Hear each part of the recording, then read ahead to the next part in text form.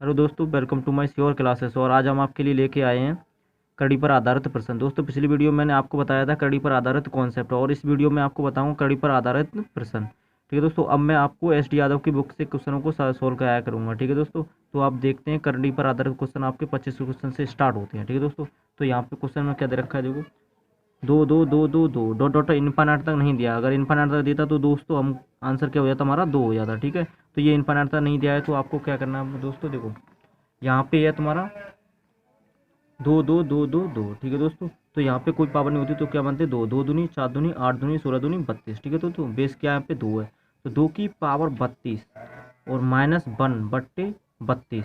ठीक है दोस्तों, तो 32 में से एक गया, कितना बचा, 31। तो 2 की पावर 31/32। ठीक है दोस्तों, यहाँ पे 2 दूनी 4 दूनी 8 दूनी 16 दूनी 32, तो यहाँ से एक कम कीजिए और ऊपर कम वाली लिखिए, नीचे ज़्यादा वाले। ठीक है दोस्तों, तो यहाँ पे 31/32 आंसर हो जाएगा। ठीक है, चलो देखते हैं अगला क्वेश्चन कौन सा हमारा।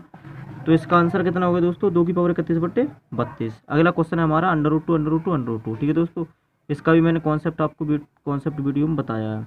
तो चलो देखते हैं यहाँ पे क्या है दोस्तों, यहाँ पे क्या है आपका 2 लगातार फैक्टर हो रहे हैं क्या नहीं हो रहे हैं। अगर इसके देखते हैं लगातार फैक्टर हो रहे हैं क्या नहीं, तो दोस्तों यहाँ पे देखते हैं लगातार फैक्टर यहाँ पे हो रहे हैं। 2 एकन 2, इनका डिफरेंस कितना है दोस्तों, 1 का है, तो इसका आंसर कितना हो गया, 2। ठीक है दोस्तों, ये धनात्मक आंसर है, इसका कितना आंसर, धनात्मक आंसर कितना है तुम्हारा, 2। ठीक है दोस्तों, और ऋणात्मक आंसर कितना होगा इसका दोस्तों, कितना गुणनखंड है छोटा वाला, 1 है, तो ऋणात्मक गुणनखंड कितना होगा इसका तुम्हारा, -1। ठीक है दोस्तों, अगर ऑप्शन में केवल 2 दे रखा हो तो उसका आंसर 2 होगा, अगर -1 भी दे रखा है तो उसका -1 होगा। ऋणात्मक गुणनखंड इसका -1 होगा, धनात्मक क्या होगा तुम्हारा, +2 होगा। ठीक है दोस्तों, चलो चलते हैं अगले क्वेश्चन की तरफ। अगला क्वेश्चन है दोस्तों √2 √12 ठीक है दोस्तों, तो यहाँ पे क्या करना है हमको, इसके लगातार गुणनखंड करने। लगातार गुणनखंड क्या होंगे तुम्हारे, 4 3 12। यहाँ पे देखते हैं डिफरेंस कितने का है, डिफरेंस 1 का है। ठीक है दोस्तों, तो यहाँ डिफरेंस 1 का है, यहाँ पे क्या धन धन का चिन्ह है, तो यहाँ पे हम क्या करेंगे, बड़ी वाली वैल्यू को ले लेंगे। तो बड़ी वाली वैल्यू क्या है हमारी, 4 है। ठीक है दोस्तों, तो यहाँ पे कितना हो जाएगा आपका आंसर, 4 हो जाएगा। ठीक है, अब यहाँ पे कितना है तुम्हारा, 1 इसके लगातार गुणनखंड हो रहे हैं, इसके लगातार गुणनखंड नहीं हो रहे हैं। तो मैंने एक लगातार गुणनखंड ना हो रहे हूँ तो उसके लिए एक फॉर्मूला बताया था तुम्हारा, 1 प्लस के अंडर रूट में 4a प्लस के 1/2। ठीक है दोस्तों, तो यहाँ पे 1 की वैल्यू कितनी है, 1 है, 1 की वैल्यू कितनी है, 1 है, तो 1 प्लस के 4 मल्टीप्लाई 1 प्लस के 1, ठीक है, /2। तो दोस्तों यहाँ पे क्या हो जाएगा, 1 प्लस के अंडर रूट में 4 प्लस के 1, क्योंकि 4 का 1 मल्टीप्लाई करेंगे तो कितना आ जाएगा तुम्हारा, 4 ही आएगा। ठीक है, तो यहाँ पे अंडर रूट में 5 प्लस के 1, तो अंडर रूट 5 की वैल्यू हमको पता नहीं है, तो हम निकाल सकते हैं कि अंडर रूट 9 कितने का होता है तुम्हारा, 3 का।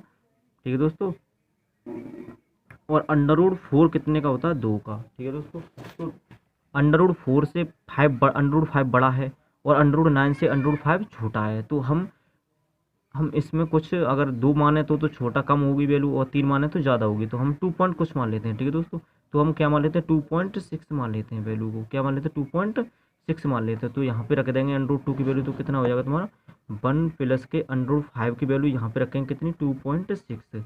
2.6 हमने निकाल के देखी थी यहाँ से, तो /2, तो 2.6 और एक कितना होगा तुम्हारा, 3.6/2। तो यहाँ पे कितना हो जाएगा तुम्हारा दोस्तों, 1.8। ठीक है, तो 1.8 अब देखते हैं ऑप्शन में है या फिर ये किसके बीच में लाई कर रहा है। तो दोस्तों यहाँ पे क्या है तुम्हारा, ऐसा ऑप्शन नहीं है, तो यहाँ पे क्या हो जाएगा तुम्हारा, 1 और 2 के बीच में। ये किसके बीच में लाई कर रहा है दोस्तों, 1 और 2 के बीच में। 1 से ज़्यादा है और 2 से कम है, तो ये किसके बीच में लाई कर रहा है, 1 और 2 के बीच में। तो इसका आंसर क्या हो जाएगा, 1 और 2। ठीक है दोस्तों, अब इसको देखते हैं, इसके लगातार गुणनखंड देखते हैं। लगातार गुणनखंड क्या है, 2 गुणा 1। ठीक है दोस्तों, तो यहाँ पे प्लस का चिन्ह है, तो यहाँ पे कौन सा आंसर हो जाएगा, 2 हो जाएगा। ठीक है, तो ऑप्शन देखते हैं, ऑप्शन क्या है दोस्तों इसका, तो ऑप्शन है इसका, ऑप्शन है इसका दोस्तों ये वाला, 2 √2 ठीक है दोस्तों, तो इसका आंसर कौन सा हो जाएगा तुम्हारा, बी। ठीक, जैसे एक क्वेश्चन ये वाला दोस्तों छूट गया है, √6 ठीक है, तो √6 की गुणनखंड लगातार गुणनखंड क्या होंगे, 3 दूनी 6। ठीक है दोस्तों, तो इसमें बड़ा वाला आंसर हो जाएगा 3। कौन कहाँ है, ये रहा ऑप्शन 3। ठीक है दोस्तों, अब यहाँ पे आता है √2, ये वाला हो गया।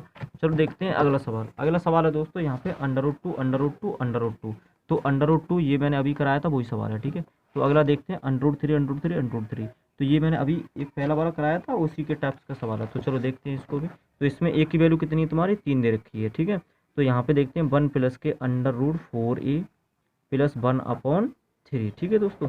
अब यहाँ पे क्या है, 1 प्लस के 4 में 3 का एक का मान कितना है 3 है, तो 4 में 3 का गुणा करेंगे 7 3 12, 12 और एक कितना हो जाएगा तुम्हारा 13/3।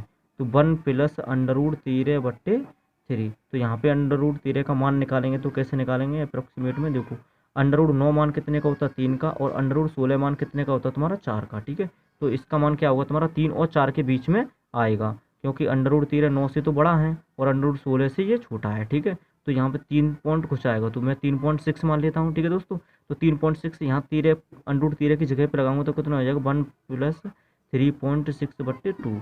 तो 1 प्लस 3.6 में जोड़ दो 1 को, तो यहाँ पे कितना हो जाएगा तुम्हारा 4.6/2। तो दोस्तों यहाँ पे कितना आ जाएगा, 2 से इसको काट लो, इसको काट लो, तो 2.3 आ जाएगा। तो दोस्तों 2.3 किसके बीच में लाई कर रहा है, 2.3 किसके बीच में लाई कर रहा है 2 और 3 के बीच में। तो दोस्तों 2 और 3 इसका फाइनल आंसर हो जाएगा। ठीक है दोस्तों, ऑप्शन देखते हैं 2 और 3। ठीक है, चलो देखते हैं अगला सवाल। अगला सवाल क्या है तुम्हारा, √6 लगातार गुणनखंड क्या हुआ इसके 3 दूनी 6। तो दोस्तों यहाँ पे क्या हो जाएगा तुम्हारा √6 यहाँ पे लगातार गुणनखंड कितने तुम्हारे 3 दूनी 6, तो यहाँ पे डिफरेंस कितने का 1 का, प्लस चिन्ह, तो यहाँ पे बड़ा वाला आंसर हो जाएगा। कौन आंसर क्या होगा तुम्हारा 3। ठीक है दोस्तों, अगला सवाल देखते हैं 248, 52 और 144। तो यहाँ पे 144 का स्क्वायर रूट निकालेंगे, तो 144 का स्क्वायर रूट देखते हैं, ये 12। 144 का स्क्वायर रूट दोस्तों कितना होगा तुम्हारा, 144 का स्क्वायर रूट होगा तुम्हारा 12, तो प्लस रूट 52 में दोस्तों 12 जोड़ेंगे, तो 52 में 12 जोड़ेंगे कितना होगा 64। तो 64 का स्क्वायर रूट कितना होगा दोस्तों 8 होगा। ठीक है, तो यहाँ पे 64, तो 64 का स्क्वायर रूट कितना हो जाएगा तुम्हारा 8 हो जाएगा। 248 में 8 जोड़ेंगे तो दोस्तों कितना हो जाएगा तुम्हारा 256 रूट में 256 किसका वर्गमूल होता है 16 का। ठीक है दोस्तों, तो ये हो गया तुम्हारा आंसर। अगला सवाल देखते हैं, अगला सवाल तुम्हारा कौन सा, तो इसका आंसर कितना हो गया 16। ठीक है दोस्तों, अगला सवाल है आपका 4 रूट में, फिर रूट में 44, फिर रूट में 10,000। 10,000 का उसका रूट कितना होता है तुम्हारा दोस्तों, वो देखते हैं 10,000 का उसका रूट कितना होता है तुम्हारा 100 होता है। ठीक है दोस्तों, 10,000 का उसका रूट कितना होता है 100। 44 प्लस 10,000 का स्क्वायर रूट निकालेंगे कितना हो गया तुम्हारा 100। 100 में 44 जोड़ेंगे कितना होगा दोस्तों 144। तो यहाँ पे स्क्वायर रूट 144 का स्क्वायर रूट कितना होता है दोस्तों 12। तो 4 में 12 जोड़ेंगे, तो 12 4 कितना होगा दोस्तों 16। तो 16 रूट से बाहर निकालेंगे कितना निकला है 4। आंसर हो गया आपका 4। ठीक है दोस्तों, इसका ऑप्शन कितना होगा तुम्हारा 4। अब ये वाला सवाल है, ये वाला सवाल मैंने अभी आपको इस सवाल का बारे में कॉन्सेप्ट को नहीं बताया है, तो इसका कॉन्सेप्ट आपके वीडियो में अगली में वीडियो में बताने वाला हूँ दोस्तों। ठीक है, तो मैं उसी में करा दूंगा इस सवाल को। ठीक है, तो चलो देखते हैं दूसरे सवाल को। ये वाला सवाल है आपका, तो इस सवाल को देखते हैं पहले। तो पहले हम 49 का स्क्वायर रूट निकालेंगे। 49 का स्क्वायर रूट कितना होता है दोस्तों 7। तो 5 प्लस 11 प्लस 19 प्लस इसका स्क्वायर रूट कितना होता है दोस्तों 49 का स्क्वायर रूट होता है 7। तो 7 को हम 29 में जोड़ेंगे, 7 को 29 में जोड़ेंगे तो कितना हो जाएगा दोस्तों 36। 36 का स्क्वायर रूट कितना होता है तुम्हारा 36 का स्क्वायर रूट कितना होता है दोस्तों 6। तो 6 को 19 में जोड़ेंगे कितना हो जाएगा 25। 25 का स्क्वायर रूट कितना होता है दोस्तों 25 का स्क्वायर रूट होता है तुम्हारा 5। तो 5 को हम 11 में जोड़ेंगे तो कितना हो जाएगा दोस्तों 5 को हम 11 में जोड़ेंगे तो कितना हो जाएगा 16। 16 का स्क्वायर रूट कितना होता है तुम्हारा 4। 4 को हम 5 में जोड़ेंगे तो कितना हो जाएगा दोस्तों 9। तो 9 का स्क्वायर रूट कितना होता है तुम्हारा 3। ये होगा तुम्हारा आंसर। ठीक है दोस्तों, अगला सवाल देखते हैं। तो इसका ऑप्शन नंबर कितना हो गया तुम्हारा 3। ये हो गया। ठीक है दोस्तों, चलो अब अगला क्वेश्चन है आपका, इसका ऑप्शन कितना हो गया तुम्हारा 3। अगला क्वेश्चन है आपका ये वाला दोस्तों, इसको देखते हैं। इसका 144 का स्क्वायर रूट कितना होता है दोस्तों 144 का स्क्वायर रूट होता है तुम्हारा 12। 144 का स्क्वायर रूट कितना होता है 12। तो यहाँ पे कितना है 12। 12 और 52 कितना होगा तुम्हारा 64। 64 का स्क्वायर रूट कितना होता है 8। 8 को 248 में जोड़ेंगे कितना हो जाएगा तुम्हारा 256। 256 कितने का होता है दोस्तों 16 का। ये हो गया तुम्हारा आंसर। ठीक है दोस्तों, चलो देखते हैं अगला सवाल कौन सा है। तो इसका आंसर कौन सा हो गया तुम्हारा 16। ठीक है दोस्तों, अब इसको देखते हैं। तो इसको देखते हैं, तो ये है 2401। तो दोस्तों 2401 किसका स्क्वायर रूट हो सकता है? तो देखो 50 का अगर हम वर्क करें तो कितना आता है तुम्हारा 2500, तो ये 2500 के नज़दीक ही है, तो ये 49 का हो सकता है। तो 49 का स्क्वायर रूट निकालते हैं तो कैसे निकालते हैं? 50 से कितना कम है? 1 कम है, तो 01 और 25 में से 1 कम कर देंगे तो कितना हो गया? 24, तो 2401। ठीक है दोस्तों, तो ये हो गया तुम्हारा 2401। तो इसका किसका ये 49 का, तो ये 176 प्लस के 49। ठीक है दोस्तों, तो ये इसका रूट कितने का है तुम्हारा? 49 का। 49 को 176 में जोड़ेंगे तो कितना हो जाएगा तुम्हारा दोस्तों? 225। देख लेते हैं, 176 में 49 जोड़ेंगे तो 6 और 9 15 के 5 हासिल 1, 7 और 4 11 12 और 1 हासिल 2। ठीक है दोस्तों, 225। 225 किसका उसका रूट होता है तुम्हारा? 15 का। ठीक है दोस्तों, तो ये हो गया तुम्हारा आंसर। चलो दोस्तों, मिलते हैं अगली वीडियो में। अगली वीडियो में हम कॉन्सेप्ट को लेके आएंगे तुम्हारे कड़ियों के योग अंतर पर आधारित कॉन्सेप्ट। ठीक है दोस्तों, फिर उसके बारे में इसके क्वेश्चनों को करेंगे। ठीक है दोस्तों।